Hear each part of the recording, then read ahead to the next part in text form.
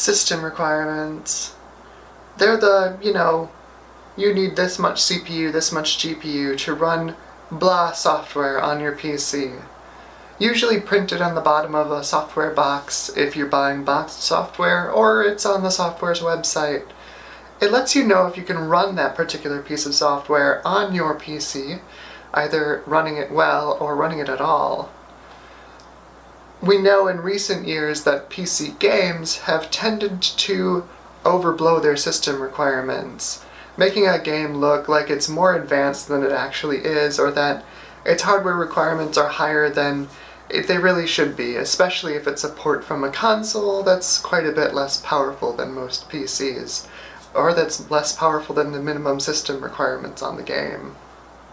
But what if the software we're talking about is your operating system? That's a little bit more fundamental. Can you run an operating system on its minimum system requirements, or are you in for a world of hurt? In this case, I'm going to be taking a look at Windows 10 and its system requirements. Can you run Windows 10 on its minimum system requirements, and is it even useful? On its surface, Windows 10 has really simple system requirements, just a 1 GHz processor and 1 GB of RAM. However, there are detailed system requirements that throw a little bit of a wrench into the works here. The first requirement that Windows 10 needs is PAE, or Page Address Extensions. PAE was introduced with the Pentium Pro in 1995. It allows a processor to address more than 32 bits of RAM, basically allowing a system to use more than 2 GB of system memory. The second feature that Windows 10 needs is SSE2, or Streaming SIMD Extensions 2.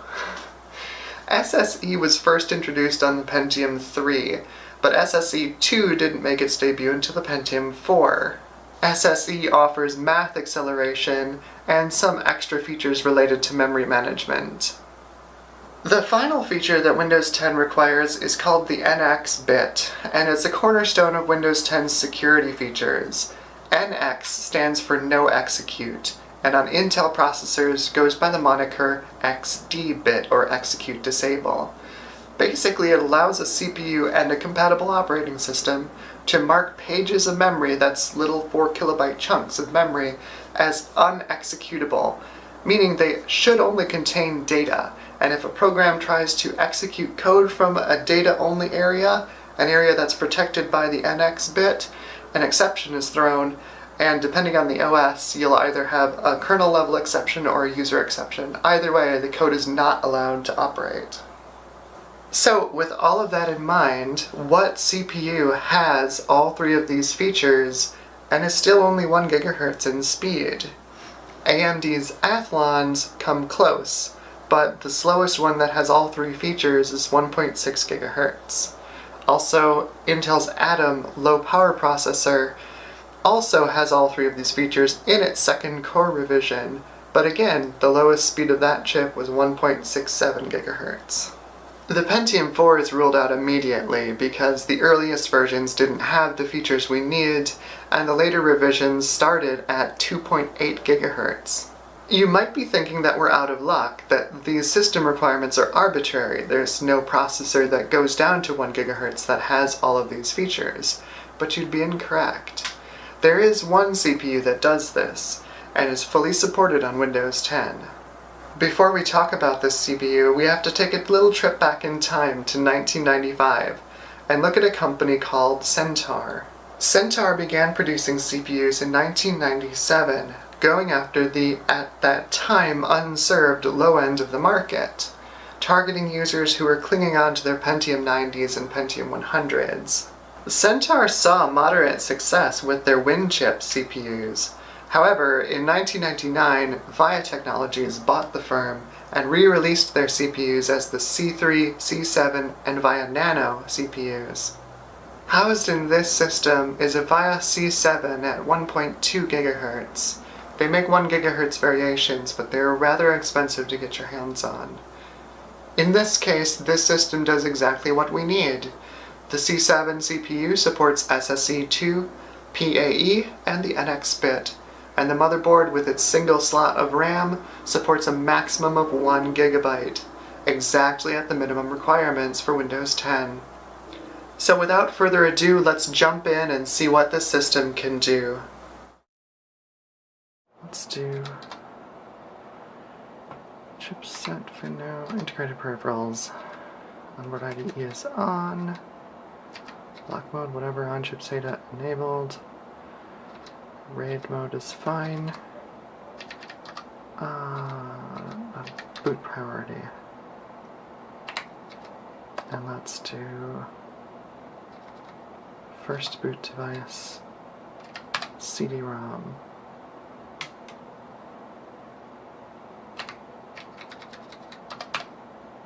Okay, let's see if that does it. Fingers crossed.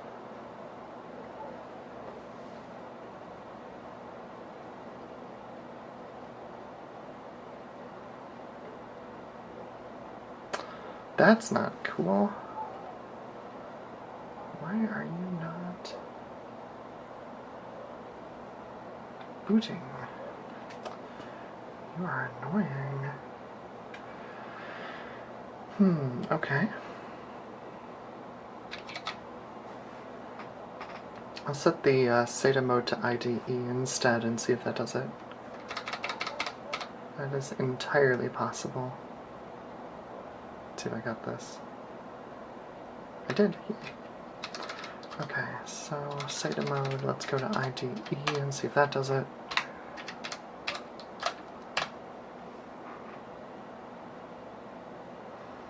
This boot device is still set to CD-ROM, so it should work. Oh. CD-ROM is going. Hey, that's what I like to see.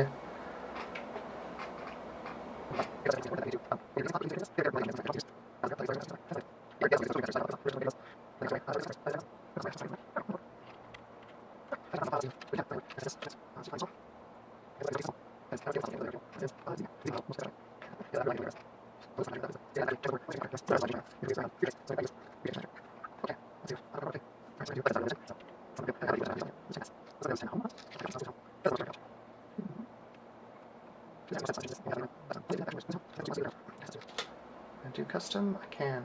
Cool. I have no idea what's on this disk. I don't really care. Let's do... just delete it. And let's do a new... So if you don't know how to navigate something like this without a mouse, it's these little underlines.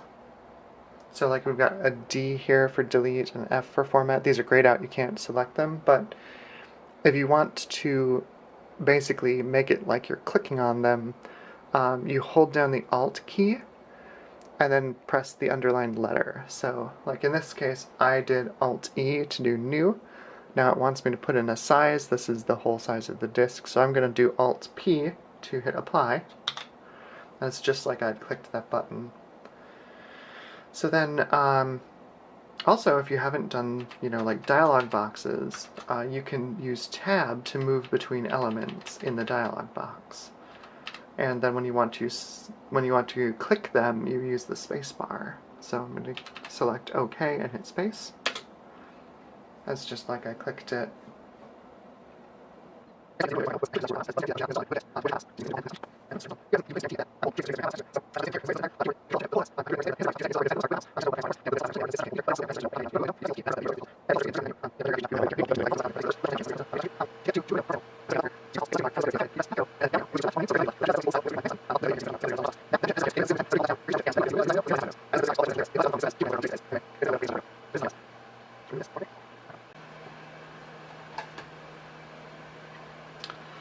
So I guess while we're waiting,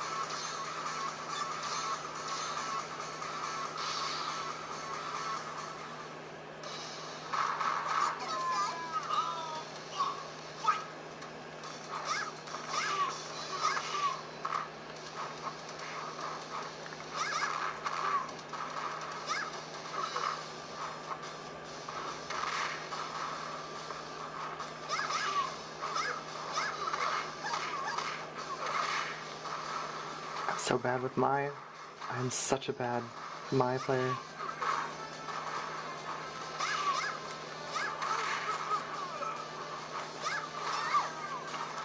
Run!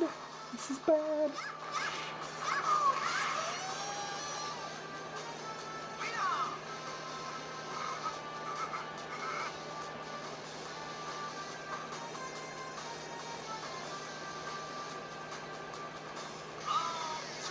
I wish I had that much hair. I wish my hair was blue.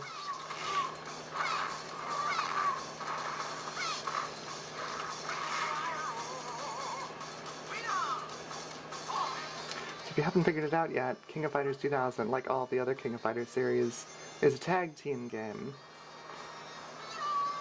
So I've got 3 characters. I'm down 1. Now the opponent is down 1.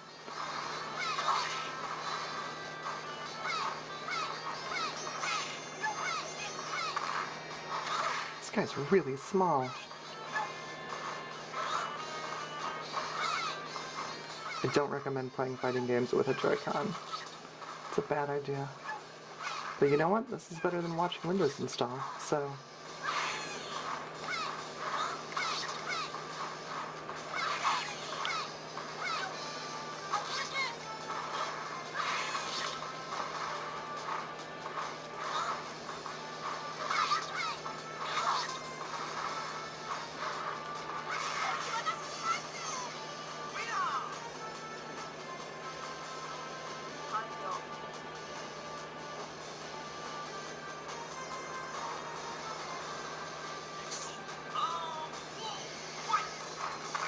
I'm going to die.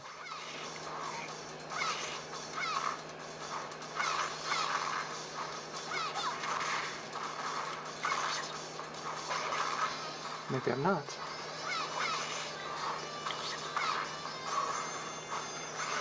Hooah! There it is. Anyway.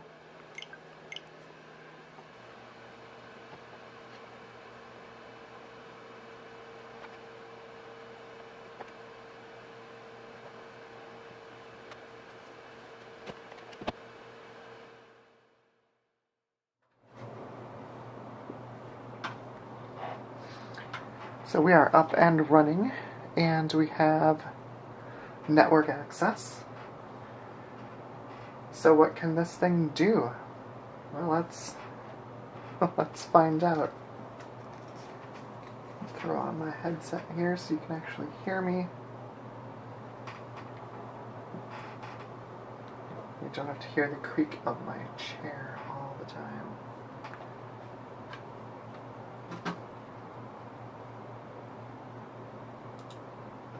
Okay.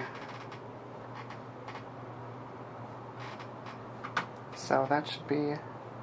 Yeah, I apologize for recording a screen with a camera, but my other efforts to record this system have completely failed. Completely and utterly.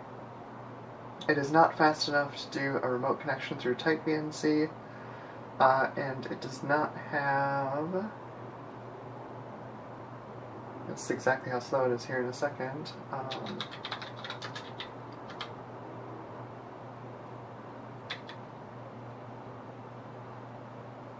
If we load up the device manager, we don't have actual display drivers in Windows 10. This hardware is too old. So we've got just the basic display adapter. So no accelerated display. Which you can see by moving windows around. This is in real time. This camera records at 30 frames per second, and this computer does not do 30 frames per second with anything. And you can see, yeah, if you make the window smaller, it moves faster. But yeah, it's slow. It is slow. So. My list of things that I wanted to try on here is vanishingly small, since I don't have an accelerated display. I did have a vote for I asked on my social media, and I did get at least one response to test Google Docs performance on this. We have an internet connection. I have it. Apparently I don't have any working Wi-Fi cards anymore. I thought this one was okay, but it does not work. It fails. So I have this plugged in through through internet connection sharing on my other PC, which is then connected to my LTE hotspot. So yeah, this is kludgy, and it's going to be slow. It's going to be really slow, like slower than just the PC being slow. It's just going to be slow.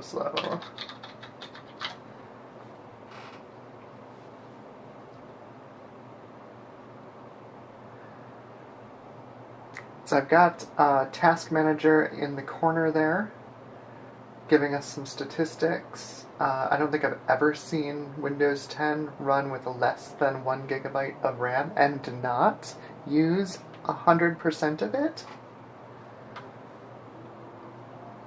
So take a closer look at Task Manager here.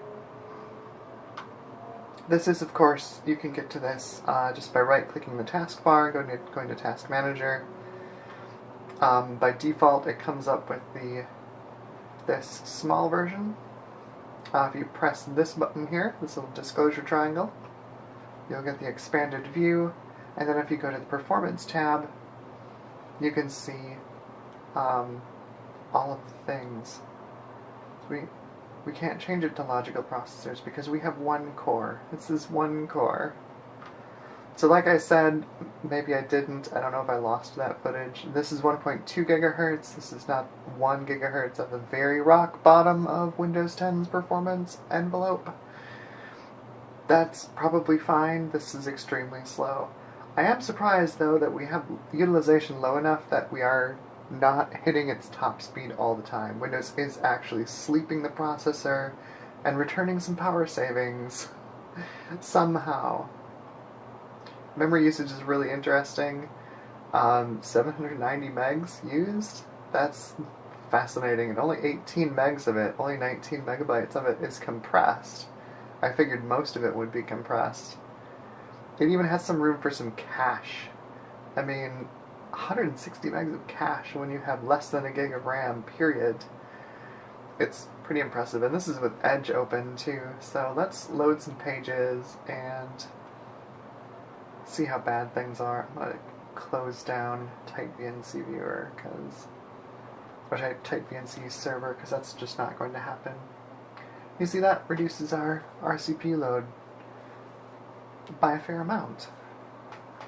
It's just so bad.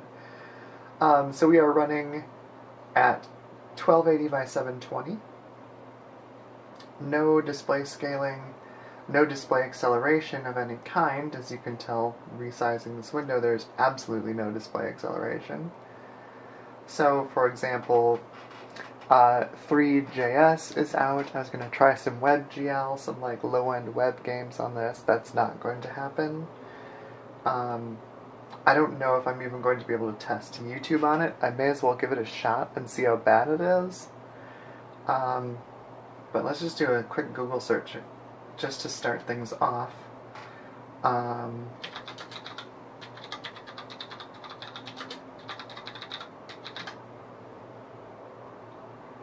Enter.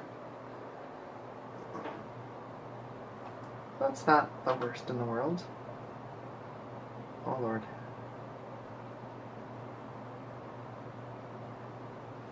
No thanks.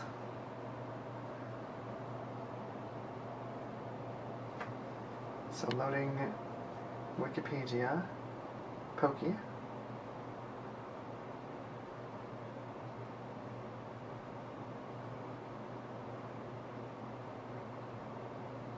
And I believe that is loaded, yeah. CPU no longer pegged. Okay, so let's go log into Google Docs. This should be funny. This will be good. This will be good.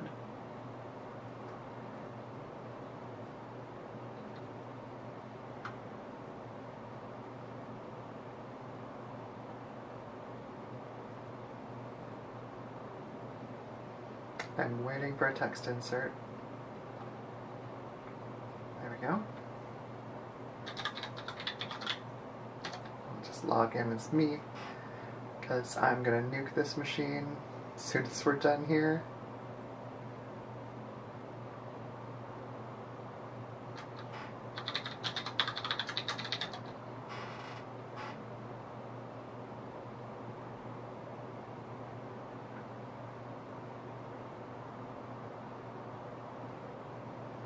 I'm surprised how fast that loading animation is running. That's not bad.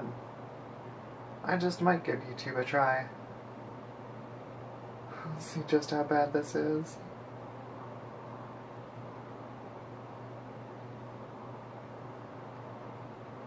Do I dare open a second tab? No, I won't do that to it.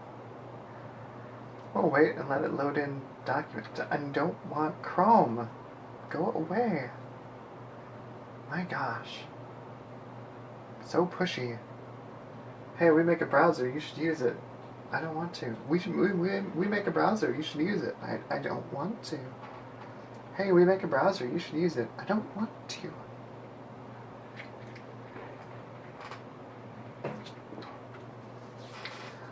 Well, this is pretty awful.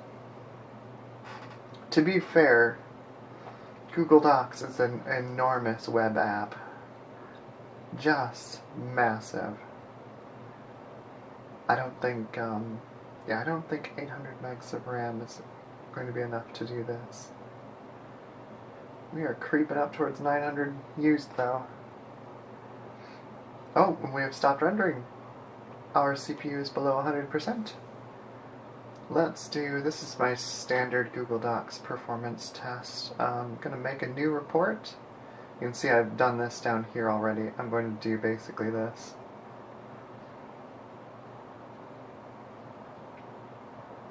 So we'll start with a new report on a Lux template.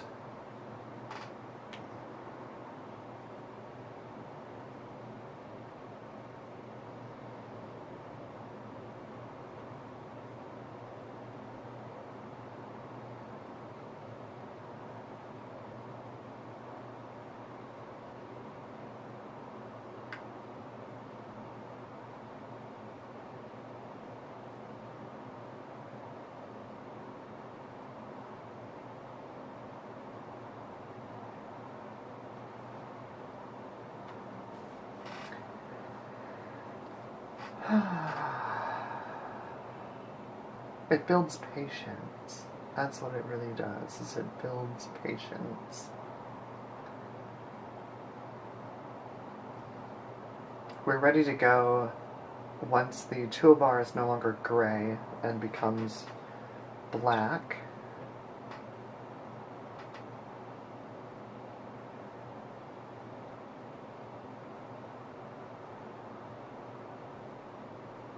Surprisingly, it's not swapping. The memory usage is real. It's not like leaning on a swap file or anything here. It's just really slow. Really, really slow. I'm looking at the hard drive light here and it's not really doing a whole lot. Uh-oh, I think we crashed our tab. I think we might be in trouble. I think we are in trouble.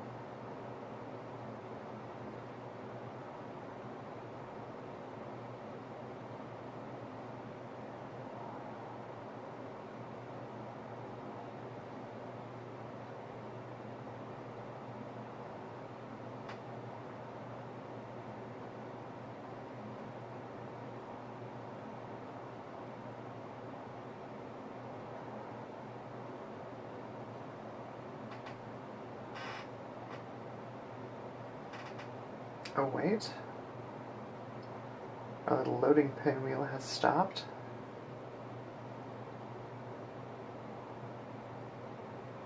Is it going to work? CPU is still pegged. The menu bar is no longer gray. Fonts are loaded in. Share button is active.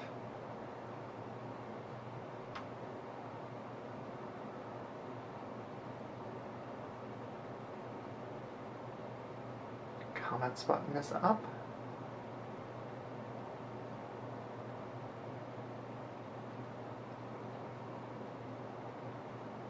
Insertion point is blinking. Still don't have a text insert cursor over text yet.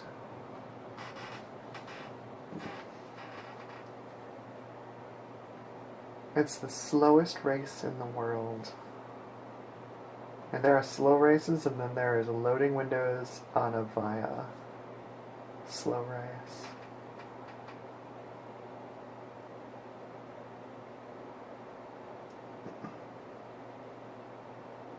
Are we done? No, we're not done.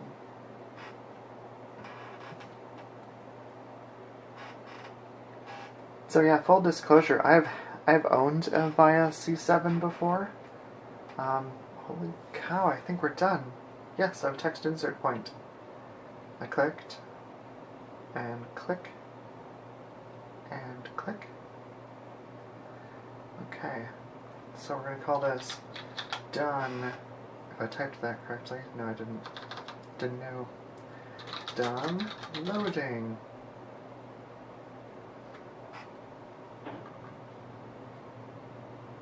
That's a double click select, it's quite slow. This is Google. Please don't I spell that right? Yes. Docs. Oops. Space helps.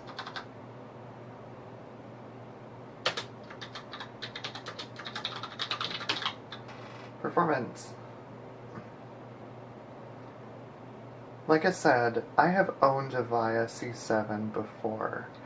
I used one as a router, like an internet router, just for my home. And to tell you what I thought about the performance of it, I was worried about it being fast enough to actually route network packets. I wasn't sure. Alright, I'm going to try and resize this. Holding the shift key and dragging this resize handle. Okay, I've let go. And then I'm going to set the text wrap here.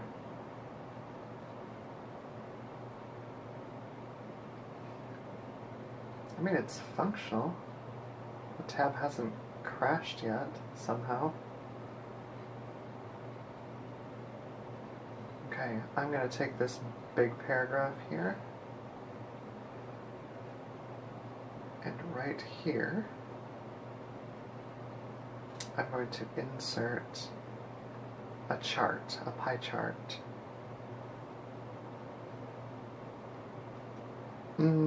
Pie. Pie chart's in. That was surprisingly quick, honestly.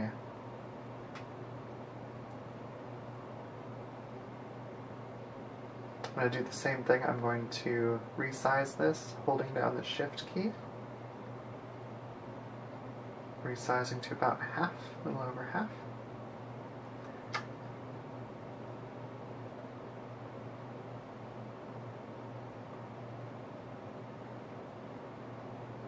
I want it to be on the right side of the page.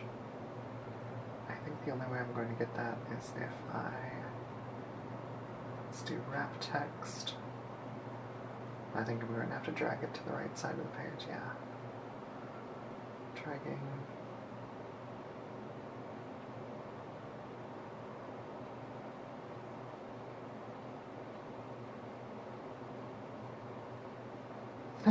It functions, technically.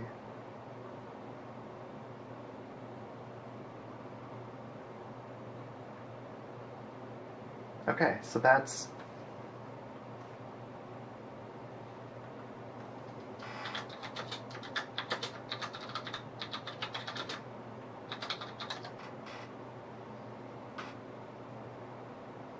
that. Let's close that tab. I'm going to open up a fresh tab and close the old one.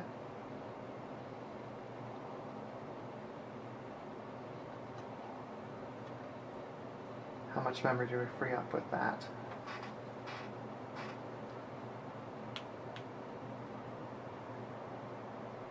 Oh, look at that. Image missing placeholders. I haven't seen that in ages. Ha! That's fantastic. Did we free up any memory? Yeah, there it is. We freed up about 150 megs. Okay, so I'm going to go to Google News next. It's a fairly fast loading, but still a little functionally complex web page. It's not terrible. It's no eBay.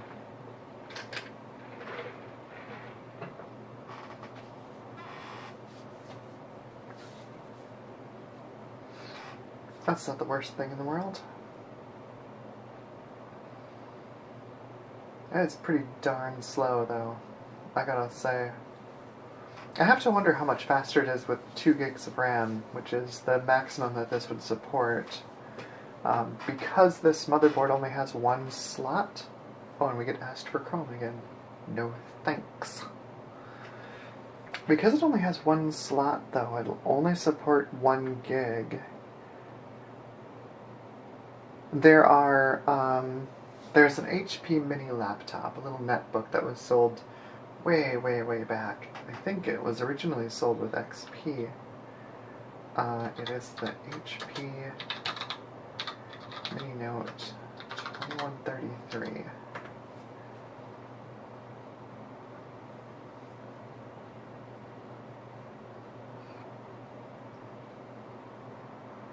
Little itty bitty tiny thing.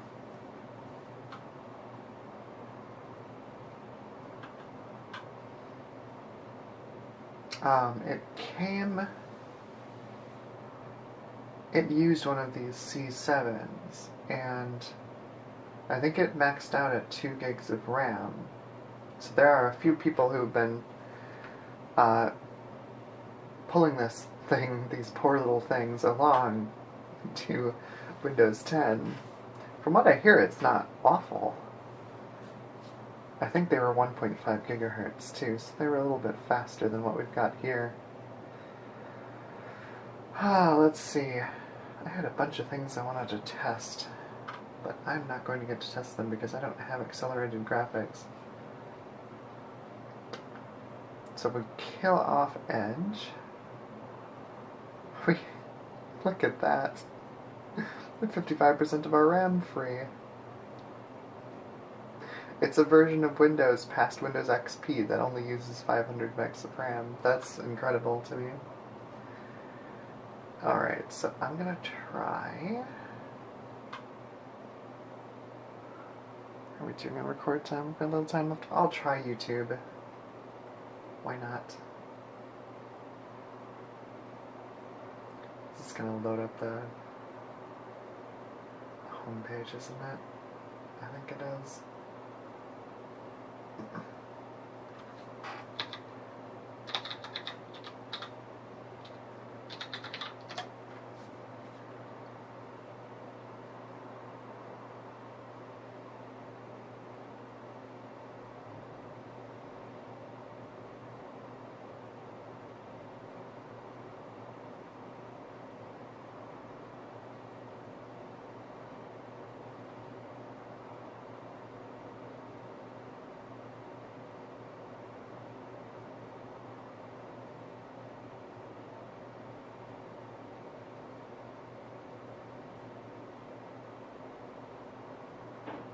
Oh, that poor CPU.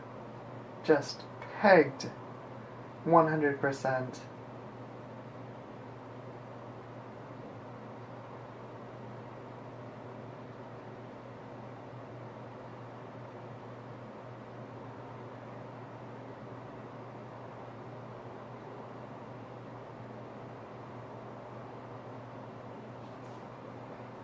Okay, let's... Oh, jeez.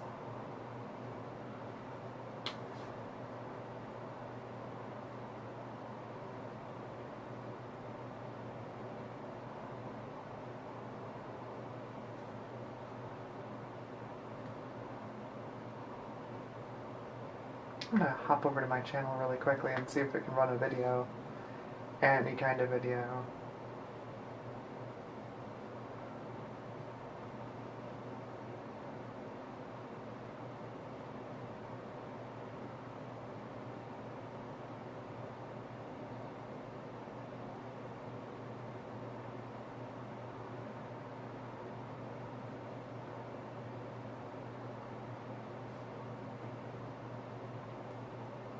Here we go. 5 views. We'll watch that. We'll increase it to 6 views.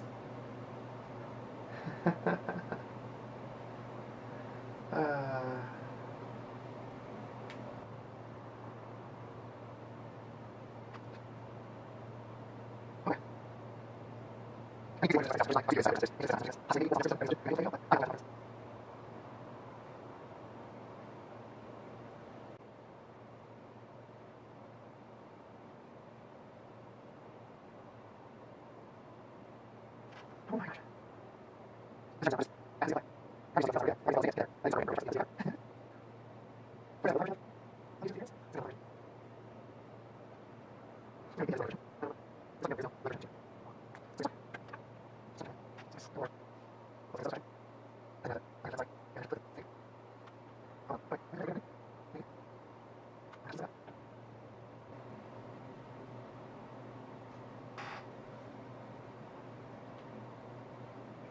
Oh, it quit finally. Yay. Okay, well, there you go. Now you have video evidence of how bad Windows 10 at its absolute minimum requirements really is.